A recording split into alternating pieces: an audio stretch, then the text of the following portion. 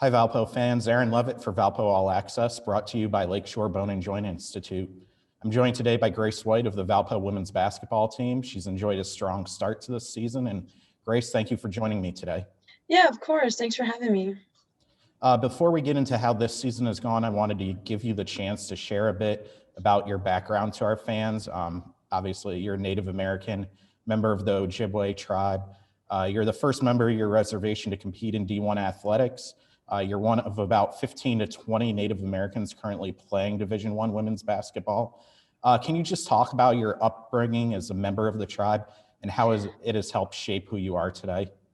Right, I think it's kind of always given me this uh, something to lean on, always giving me something to push me forward whenever I'm having some type of down moment, whatever it is. Being somebody that the rest kind of looks up to, and the support system that I have from my family and from my tribe has been something that's kept me going for, my whole career.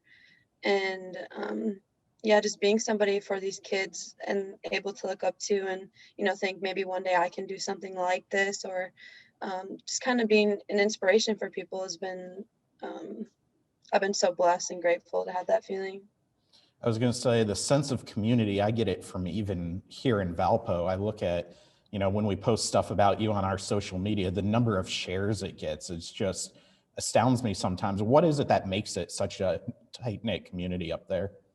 Well, as Native Americans are very tribal people, and like being the first from my reservation to basically leave and go to school and play basketball has been really huge. So people really know how hard that is to kind of leave your family and be away from home. So I think the support of everybody is just always so great because they know how hard it is. They want me to succeed and to continue to do what I do. And like I said, their support is just unmatched.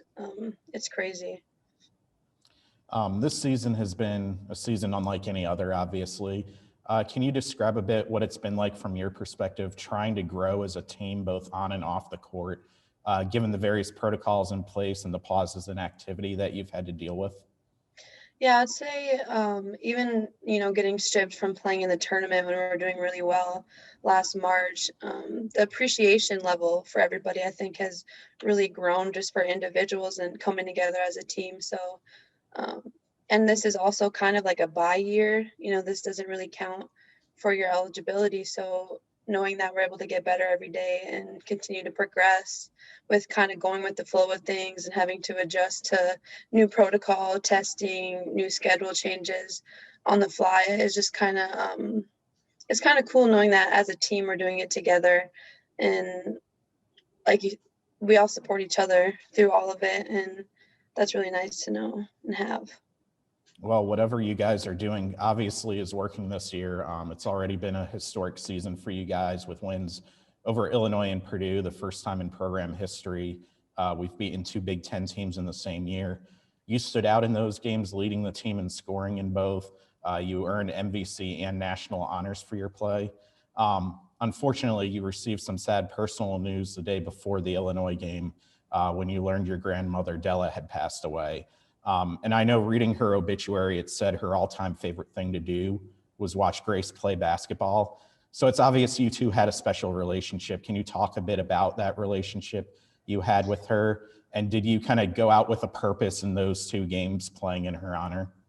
Yeah, so my games previous, my dad was in the hospital with my grandma, and he put me on the phone with her.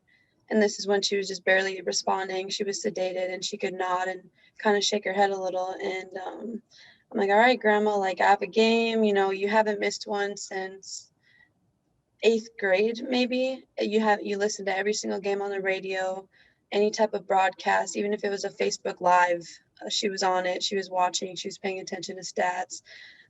I didn't really know how much she understood basketball until I got a little bit older and we'd actually sit and just talk about it. I'd be like, "Oh, you understand that," and so knowing she was one of my, if not the biggest supporter with my career, um, I just kind of owe it to her to continue to play hard. She dealt with my struggle with transferring, and she always just believed in me so much. So when I got the news, I kind of looked at it as not letting it be something that really devastated me through basketball, because that's such a strong tie and connection that I have with her.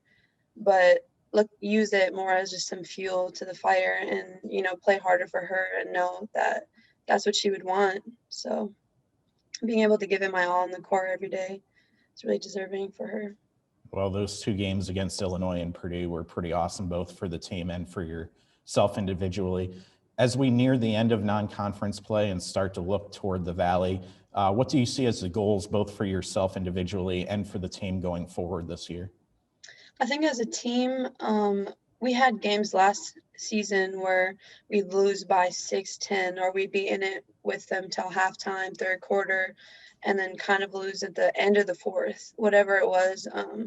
I think just proving that, we're that team that's able to come and pull out the W now is really important for our team. And like I said, being the hardest working team on the floor always is good for us. So that's going to be a lot of fun, I think, going into the conference. We've been ranked pretty low in the Valley all the time. Even talking to my teammates now that are kind of in their 5th year, seniors, whatever, they're always like, yeah, the Valley doesn't really, doesn't rank us that high. And just knowing that we kind of know we have this like chip on our shoulder that we deserve to be up there in the rankings, and it's going to be really fun. Individually, I'm just trying to do my best on the court, win as a team, and continue to work hard and play as hard as I can while I'm on the floor.